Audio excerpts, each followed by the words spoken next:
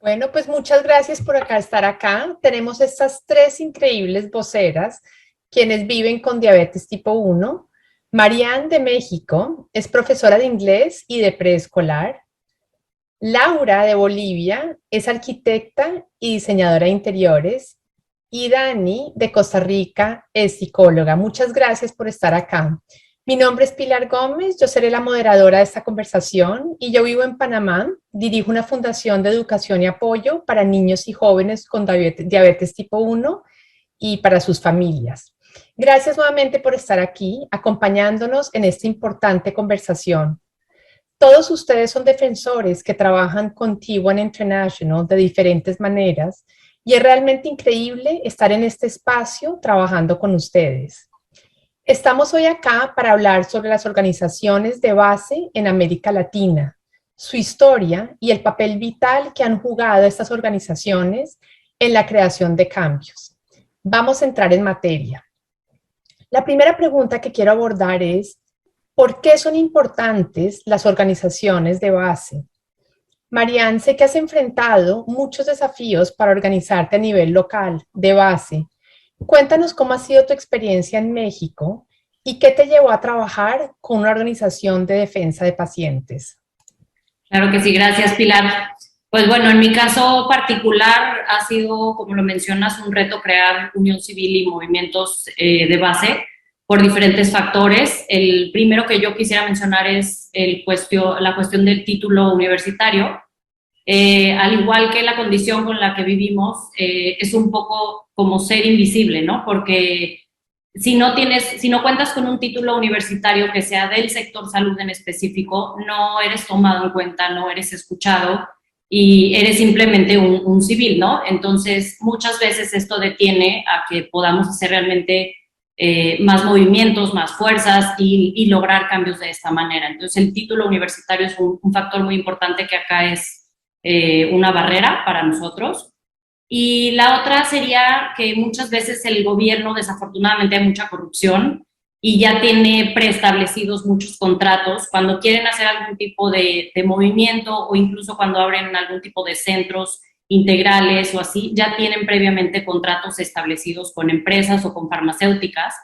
Y desafortunadamente deja de ser una cuestión de servicio y se convierte más en un negocio.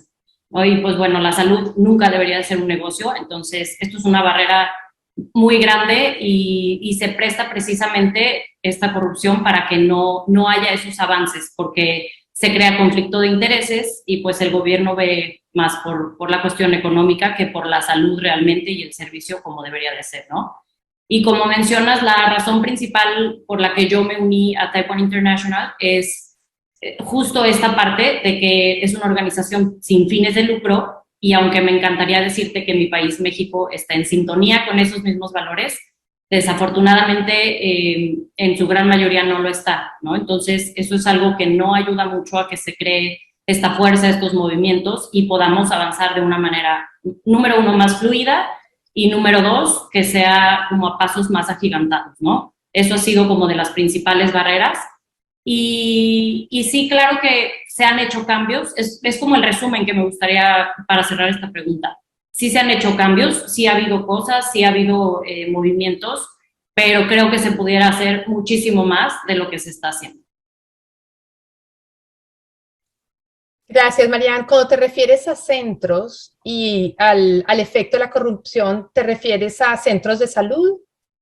Centros de salud, sí, también en los centros de salud, pero en casos específicos en ciertos estados de la República, se abren centros integrales para apoyar ya sea a niños o adultos o a personas que vivan con esta condición.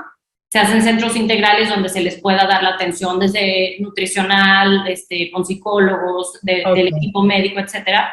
Y desafortunadamente contratan muchas veces a quien les conviene, no a ellos como negocio, no a los pacientes verdaderamente. Igual los suministros que dan aplica esta misma regla, ¿no? O sea, se da conforme al contrato que al gobierno le conviene y no realmente viendo por los pacientes como debería de ser. Ok, sí.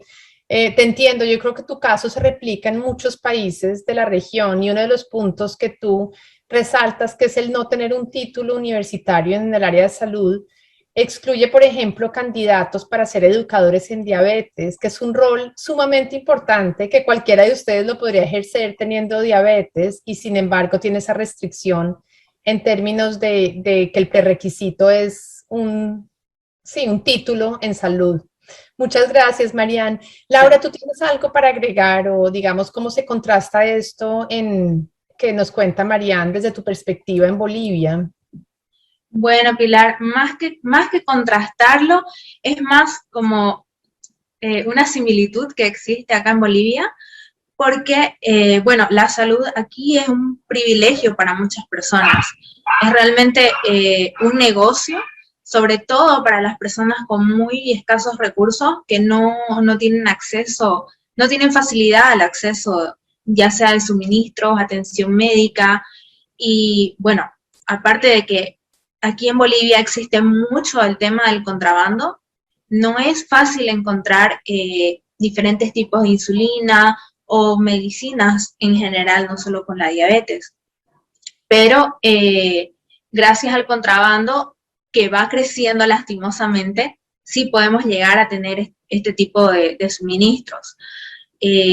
Por otro lado, para hacerlo de manera legal es muy complicado encontrarlos y es cada vez más difícil poder tener el acceso, ya que, bueno, como dije, el contrabando y la corrupción cada vez va creciendo más en mi país, pero tampoco, y en muchos lugares de Latinoamérica, ¿no? Pero tampoco quiero globalizarlo todo porque, por ejemplo, yo sé que Dani en Costa Rica tiene una situación un poco diferente a lo que es Bolivia. Sí, de acuerdo, Laura. Y yo creo que algo que cambia mucho nuestro discurso es ver los derechos humanos, como tú dices, no como un privilegio y de pronto el privilegio de quienes pueden tener acceso a un mercado negro, un mercado de contrabando, sino algo mucho más universal que no discrimina por clase social o racial o algo de ese estilo. Dani, Laura hacía referencia de pronto que las cosas en Costa Rica son diferentes. ¿Cuál es tu experiencia en Costa Rica sobre este tema? Gracias, Pili. Bueno, creo que Laura lo dijo súper bien y estaba hablando de la palabra contraste y sin lugar a dudas creo que nuestra región es una de contrastes en muchas cosas y lastimosamente la salud es una de ellas. Acá en Costa Rica las personas tienen acceso, sean adultos o niños, siempre a insulina, tiras reactivas y citas médicas, ¿verdad? Que creo que eso es un gran privilegio en relación a lo que vemos en otros países. Dicho esto, tenemos que saber que no, las tiras reactivas no siempre son suficientes. El acceso a insulinas análogas a nivel de adultos es casi impensable y estamos lejísimos de tener acceso, por ejemplo, a tecnología en casos específicos y particulares que lo requieren, como por ejemplo en procesos de embarazo, que hoy sabemos que es una de las coadyuvantes más importantes en los procesos físicos, pero también de salud mental en mujeres con diabetes tipo 1 y tipo 2. Y al respecto precisamente de cuidado integral, porque hoy sabemos que la vida con diabetes es más que solamente tener acceso a insumos, también es poder tener un tratamiento multidisciplinario y poder tener salud mental. En Costa Rica aún hoy tenemos un psicólogo para todas las condiciones crónicas al mismo tiempo en cada hospital, lo cual lo hace imposible de llevar y una carga muy difícil de manejar. Qué difícil, ¿no, Dani? Yo creo que a veces lo que encontramos es que en papel hay muy buena cobertura. O sea, uno podría decir que, por ejemplo, en Costa Rica, incluso en Panamá, sí, todo el mundo tiene acceso a insulinas y a tiras. Falta ver qué insulinas, falta ver con qué frecuencia hay, falta ver qué tan fácil es tener acceso mes a mes a esas insulinas. ¿Qué pasa si tú como niño usas insulinas análogas y cumpliste 18 años y te pasan insulinas humanas? Eso es todo un shock al sistema. Entonces, creo que aunque hay variabilidad de país en país, es un mal como de región. Y eso pues nos hace, digamos, que nuestra voz pueda potencialmente ser un poco más grande. Definitivamente los movimientos de justicia social, en cualquier movimiento, es vital reconocer que el trabajo que se realiza hoy se basa en el trabajo de tantos en el pasado. El trabajo de ustedes en México, en Bolivia y en Costa Rica probablemente se gestó hace muchos años en las labores de otras personas y de otras organizaciones. Laura, ¿tú puedes compartir con nosotros la historia de la organización con la que trabajas en Bolivia y cómo ves que los éxitos que ustedes logran actualmente de alguna manera se gestaron o se relacionaron con una historia pasada? Bueno, Pili, con respecto a la historia en Bolivia, eh, hemos estado trabajando desde el 2008 aproximadamente con gente voluntaria que ha ido visitando mi país de diferentes partes del mundo para poder enseñarnos acerca de los campamentos, que nosotros no los conocíamos, acerca de talleres, charlas y médicos voluntarios también que se han ofrecido para poder capacitar a endocrinólogos aquí en mi país. Y bueno, fuimos siendo aprendices y poco a poco fuimos adquiriendo, ¿no? Todas las cosas aprendidas para poder desarrollar un campamento propio acá en mi país. Sí, lo hemos hecho en el año 2016, 2015, con mucho éxito a nivel nacional, con médicos, con nutricionistas, obviamente con campamentos muy pequeños, sin mucha asistencia de gente, pero con el corazón en la mano para poder decir que sí estamos empezando a hacer un cambio. Eso nos motivó bastante a poder seguir trabajando con otras organizaciones, con los hospitales públicos, con hospitales privados, con la gente misma que está motivada a poder ayudar. Es así que yo también comencé a formar parte de organizar campamentos, charlas y actividades para la gente. Bueno, lastimosamente, con el paso de los años y la cultura que tiene la gente acá en Bolivia, deja de tener esa motivación y lo dejan a un lado, dejan de asistir a las actividades, dejan de participar en las charlas, y se va haciendo más complejo poder llegar a estas personas que ya perdieron la motivación. Pero aún así, bueno, los que sí tenemos la motivación en alto, seguimos luchando y tuvimos la oportunidad de poder empezar a crear una fundación acá en Bolivia para poder hacerlo más grande este movimiento, enfocándonos en la gente que tiene pocos recursos, que es la gente que más necesita y la gente que menos tiene, ¿no es cierto? Bueno, con el paso del tiempo, con las experiencias vividas, esta fundación no pudo concluirse, pero quedó el nombre y quedamos algunos voluntarios que todavía damos un granito de arena, se puede decir, día a día o cada que se puede para poder seguir moviendo y conociendo a la gente nueva y motivando a la gente ya que viene tiempo con nosotros trabajando. Bueno, con todas estas crisis que hubieron en el mundo entero, se han ido desligando varias personas, ¿no? Pero me gusta a mí decir que juntos somos más fuertes, porque con la gente que estamos, con apoyo de ustedes, con apoyo de amigos que uno va haciendo al andar, la motivación sigue ahí. Entonces, cada actividad que tratamos de organizar, siempre estamos buscando médicos, buscando voluntarios, buscando a la gente que más necesita para poder motivarla a participar de las cosas. Mucho tiene que ver también con la educación en la gente. Como te digo, la ignorancia es grande acá en Bolivia por el gobierno, por muchos factores externos que se nos salen de las manos. Pero aún así estamos abiertos a poder seguir trabajando en esto y seguir apoyándonos para poder llegar a las personas.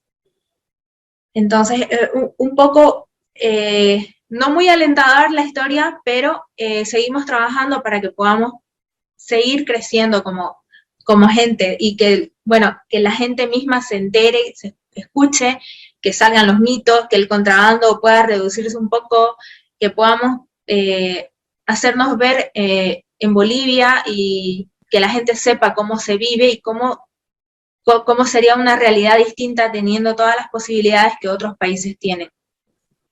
Gracias, Laura. Pues son muchos retos, pero también son muchas ganancias, ayuda internacional, voluntarios, ya tienen campamentos, tienen charlas y creo que también es muy importante enfocarnos en los logros y no solo en todos los fracasos que a veces solamente somos nosotros quienes los conocemos. Mantener esta motivación sin duda es muy difícil y ese trabajo continuo. Marian, ¿cómo ha sido esta lucha, digamos, por tu propia motivación o la motivación de las personas con quienes trabajas para no perder este espíritu luchador y no darse por vencido? Pues justo enfocándome un poquito, por ejemplo, en la barrera que mencioné anteriormente, esta parte del no abrir las puertas o mantenerlas cerradas para quien quiere cambiar cosas, crear cambios, avanzar, es una barrera que está muy marcada y pues es una, digamos, una oportunidad, ¿no? Se presenta para verlo como una oportunidad a seguirlo cambiando, a seguir luchando porque se caiga poco a poco esa barrera. Porque, pues, al igual que en la condición, ¿no? Hay días muy buenos, hay días que son simplemente llevaderos. Y definitivamente hay que recordar siempre, bueno, yo en mi caso me ayuda mucho recordar que cualquier aporte, por más chico que pueda ser, puede ayudar a futuras generaciones o a los que siguen a que las cosas sean de una manera más fluida y más fácil. Y definitivamente, como menciona también Laura, el impulso siempre de la comunidad ayuda muchísimo, nos da muchas más fuerzas porque somos más fuertes juntos, eso es un hecho, ¿no? Y creo que es una pieza clave definitivamente de esto. Entonces, siempre ese recordatorio de que el granito, aunque sea muy chiquito, siempre ayuda, siempre aporta y mantenernos con pasos firmes para que podamos verdaderamente crear cambios y principalmente que sean cambios pensados como a largo plazo para que puedan ser sostenibles. Sí, totalmente de acuerdo. Es difícil, pero es gratificante cuando uno siente, cuando uno mira para atrás y ve que ha avanzado. Lo que sabemos es que nuestro trabajo nunca termina, incluso cuando sentimos que hemos alcanzado una meta, cuando alcanzamos un hito o tenemos éxito, siempre hay más y más por hacer, porque estos cambios se pueden revertir, ese progreso se puede deshacer y es un mejoramiento continuo del que no podemos, no nos podemos dar por vencidos. Dani, en tu experiencia en Costa Rica, ¿cómo has logrado tú mantenerte alerta para no sucumbir? Bueno, no podría estar más de acuerdo con lo que vos estás diciendo, Pili. La verdad es que uno cada día se va dando cuenta de que es un trabajo que nunca termina. Es lindo, como estabas mencionando, ver para atrás y decir, bueno, todo esto se ha logrado hasta el día de hoy, pero aún falta todo esto otro por hacer. Y creo que, bueno, en nuestra región, incluido mi país, una de las cosas que al menos a nosotras nos ponen muchas veces nerviosas cada vez que existe un cambio de gobierno, cada vez que, como mencionaba Laura, hay una situación de orden mundial, cómo eso va a impactar nuestra comunidad, cómo eso va a impactar la accesibilidad, cómo eso va a impactar la oportunidad que vamos a tener o no de recibir apoyo o insumos por parte del Estado e incluso por medio de las compañías no necesariamente farmacéuticas, pero muchas veces del fondo privado que quieren apoyar causas, ¿verdad?, de nuestra comunidad. Entonces esto es algo que nunca termina y precisamente eso es lo que a mí me motiva. Todos los días, aun cuando a veces estoy un poco cansada, pienso, cada día se toman decisiones sin nosotros. Si bien estamos siendo invitados en algunos, yo estoy muy clara que a nivel de hospitales, legislativos y demás, se toman decisiones sin la voz de personas que vivimos con diabetes, sin la voz de los padres, sin la voz de los cuidadores, sin la voz de las organizaciones. Esto pasa todos los días, es decir, son personas que no tienen ninguna relación con nuestra condición las que están tomando las decisiones a favor. Aún a veces piensan que es a favor y realmente no lo están haciendo tanto de nosotros como comunidad. Entonces, eso cada día me levanta a pensar, cada día tenemos que abogar más para poder ser invitados a la mesa, para poder ser escuchados y que nuestra perspectiva sea genuinamente tomada en cuenta, no como un consejo, sino como algo que debería de quedar establecido. La otra cosa que ha sido de las mejores decisiones fue empezar a darnos cuenta que no teníamos que hacerlo todos solos. Día Vida tiene una historia larguísima, pues nace de una mamá con una niña de hace más de 20 años y luego en algún momento nos dimos cuenta que éramos todas las mismas personas siempre haciendo lo mismo y que de repente esto se puede sentir muy cansado. Empezamos a darnos cuenta que el temor y la falta de educación no solamente provenía por parte de quienes vivimos con diabetes, pero muchas veces de los profesionales de la salud y la población en general. y que esto era algo que teníamos que hacer, y entonces empezamos a trabajar de la mano con los endocrinólogos, nutricionistas, psicólogos, educadores que querían brindarnos la mano, lo cual alivianó la presión y también nos abrió posibilidades como la de nuestro campamento de poder educar, y se ha vuelto incluso un lugar donde residentes van a aprender de lo que es vivir realmente con diabetes. Y no solamente a nivel nacional, hemos tenido pues el enorme privilegio de trabajar con vos en Panamá y darnos cuenta de lo mucho que podemos aprender como nivel de región y apoyarnos, darnos ideas y saber que no estamos solos en este camino. Y también, por último, de las cosas más importantes, y creo que personalmente para mí de las más retadoras, fue darme cuenta cuán importante es la legalidad de las cosas. ¿Verdad? Y a veces lo que hablábamos de cuando uno tal vez no es un profesional de la salud, pero cuando no somos profesionales en leyes, al menos uno se topa con muchas legislaciones, por muchas cosas legales, documentos que tal vez no puedes entender y que es importante conocer. Empezar a darnos cuenta que eran abogados, que eran políticos, como decía al inicio, los que están tomando las decisiones para lo que vamos a estar nosotros recibiendo a nivel público y a nivel privado, nos enseñó que tenemos que estar atentos y que dependiendo de cada gobierno tenemos que estar realmente de la mano con personas que nos puedan ayudar, que nos puedan acuerpar y que incluso nos puedan proteger legalmente para que aquello que ya fue logrado no sea borrado, porque creo que esa es una de las cosas que a mí más me motiva todos los días.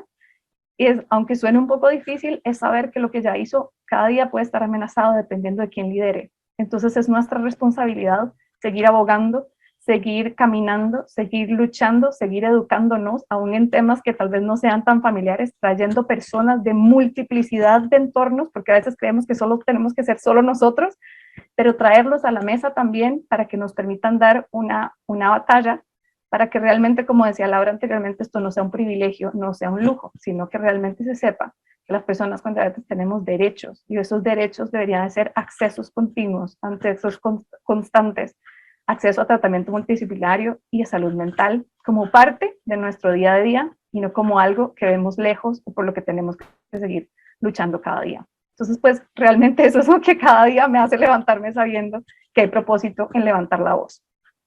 Qué bueno, Dani. Para muchas personas sería el motivo para no levantarse, para ti es lo que te impulsa a levantarte, o sea que tenemos que ponerle ese chip a todos nuestros voceros. Marian, brevemente, ¿cómo te mantienes tú alerta y motivada?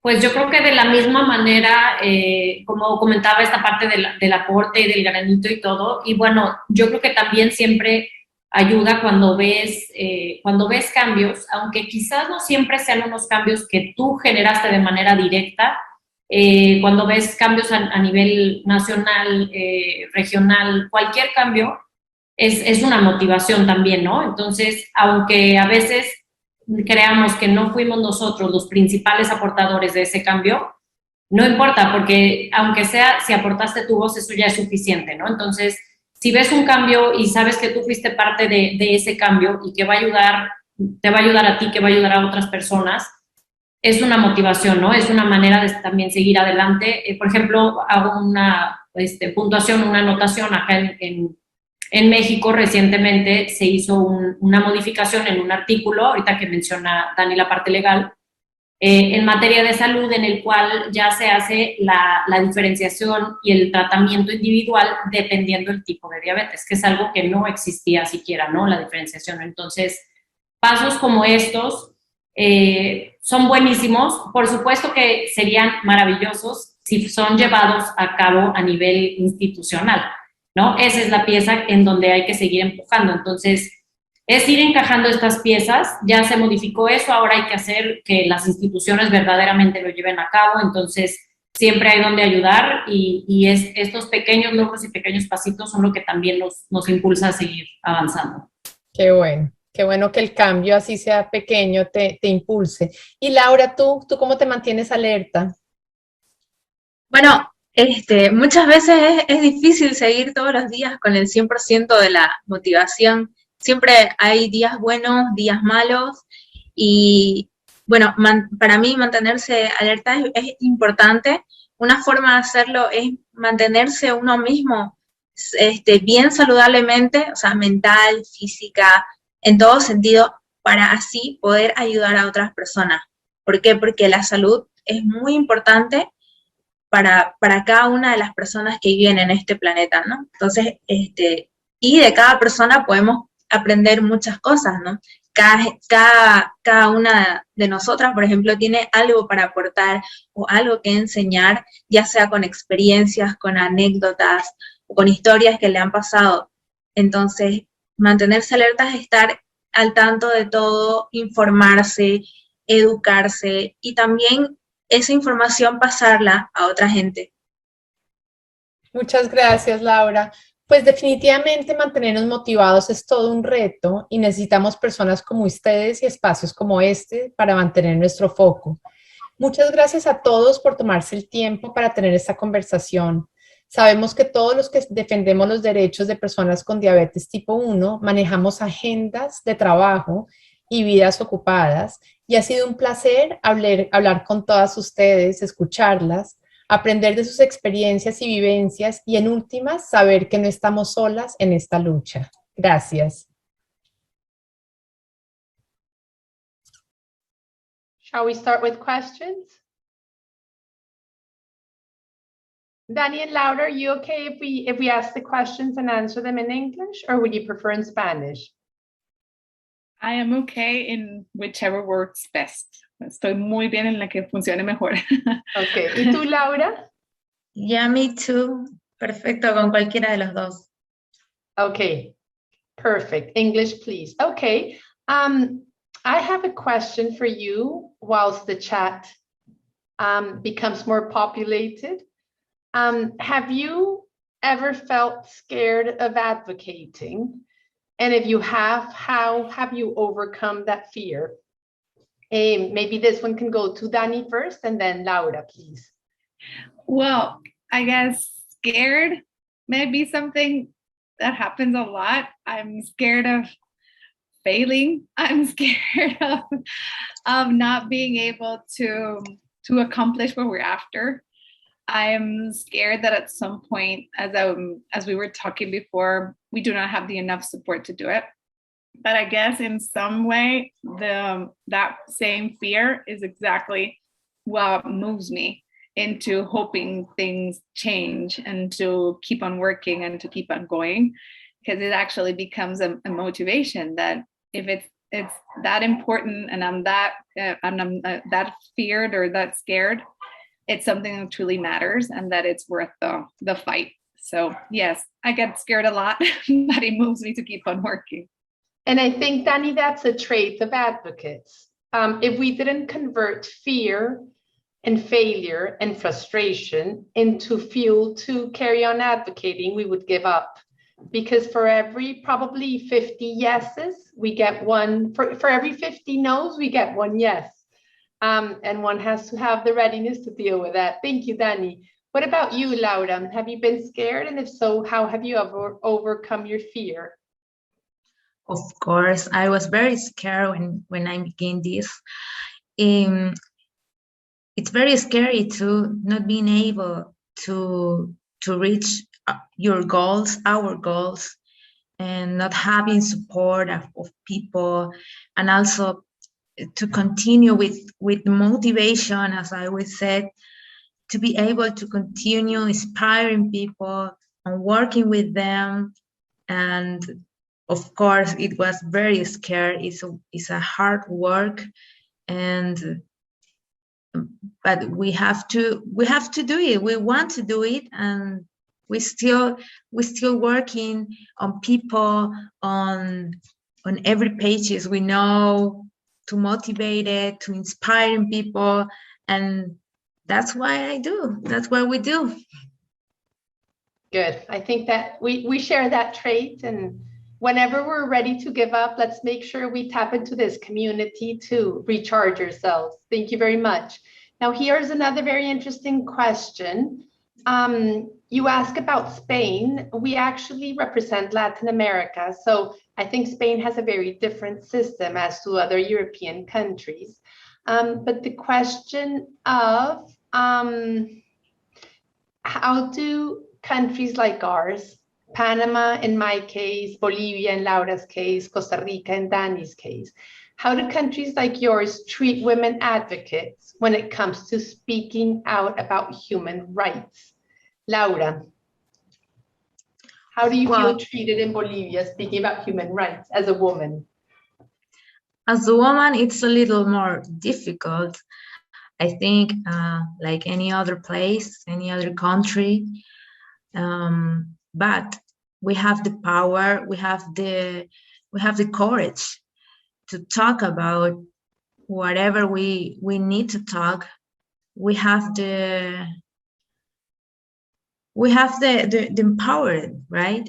So yes, it's a little difficult. It's more difficult than a man, but if we want to do it, if we are decided to do it, we can do anything. We can do everything too.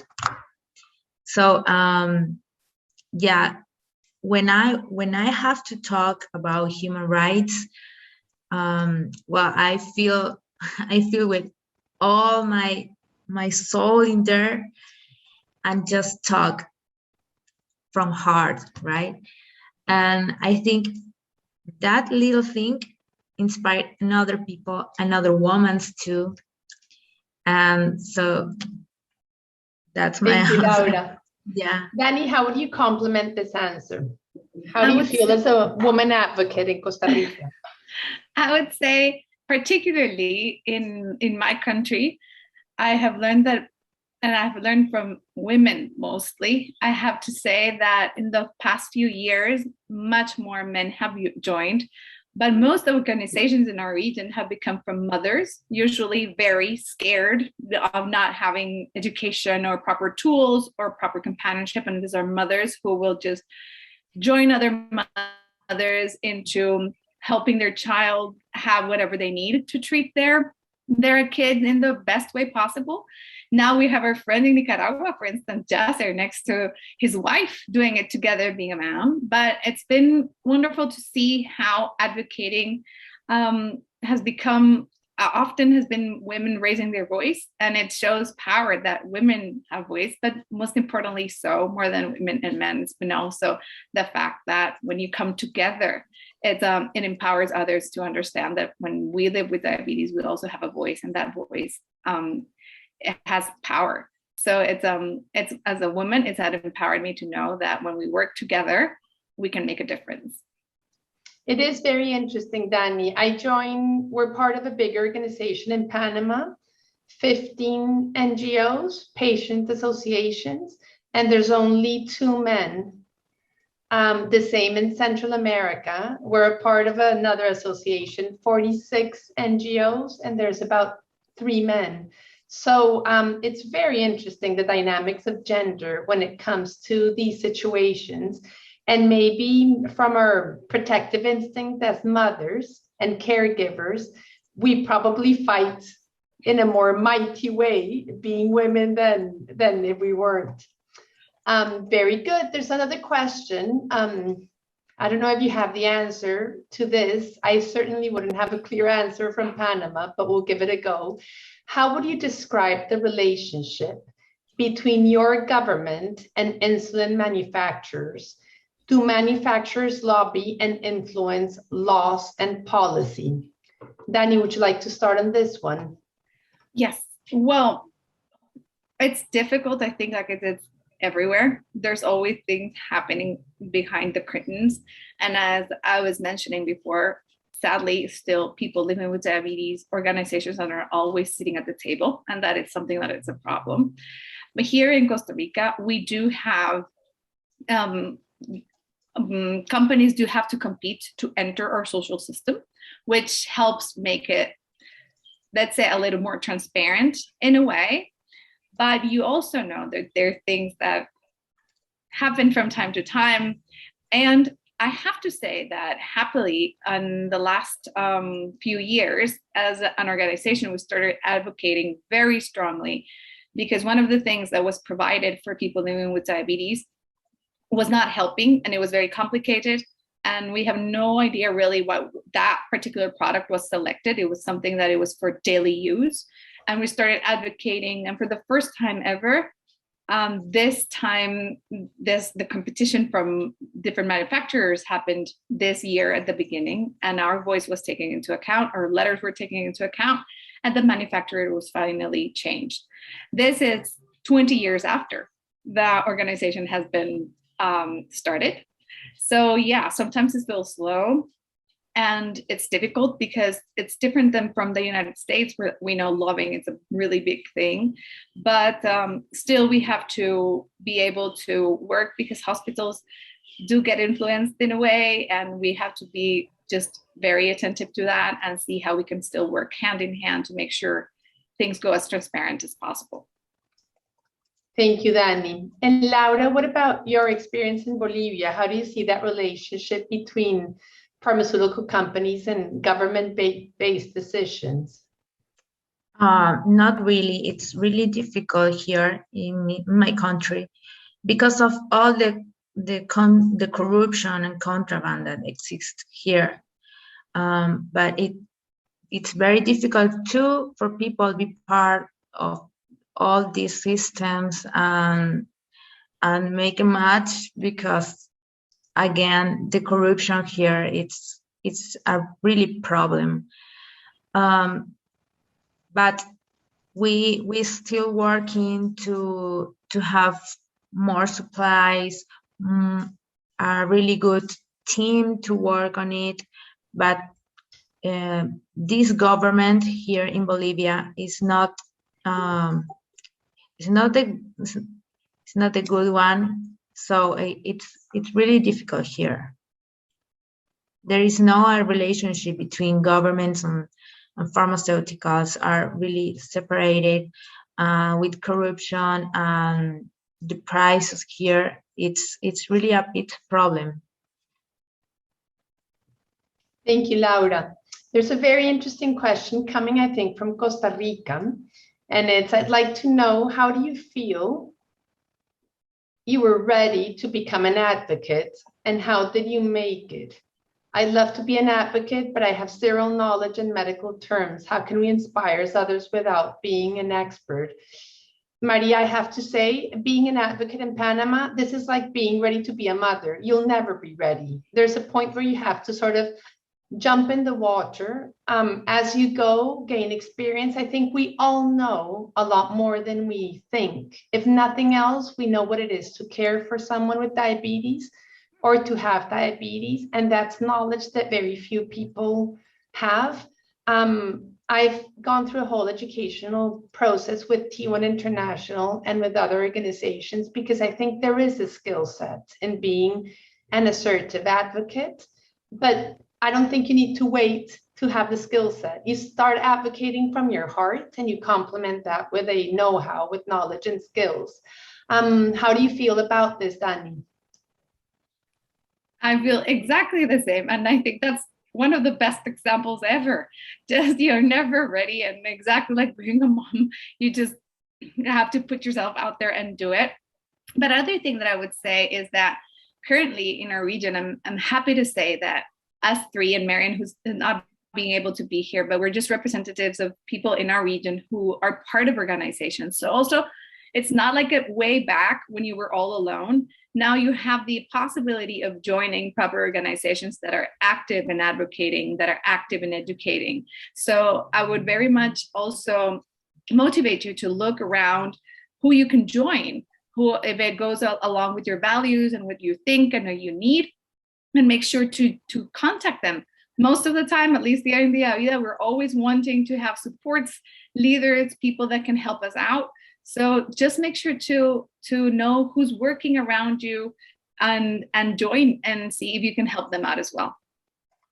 That's a very good tip. Dani, if you feel alone or if the cause that you're fighting feels quite small, join other forces, because at the end of the day, we are part of a whole pool of chronic conditions, and a lot of other advocates with other conditions are fighting for the same. So that's very good advice. Laura, 2 more minutes to wrap up, to answer that question quickly so we can wrap up. Well, I couldn't be more agree with both of you. Speaking for the heart, you are advocating. You don't need to be an expert.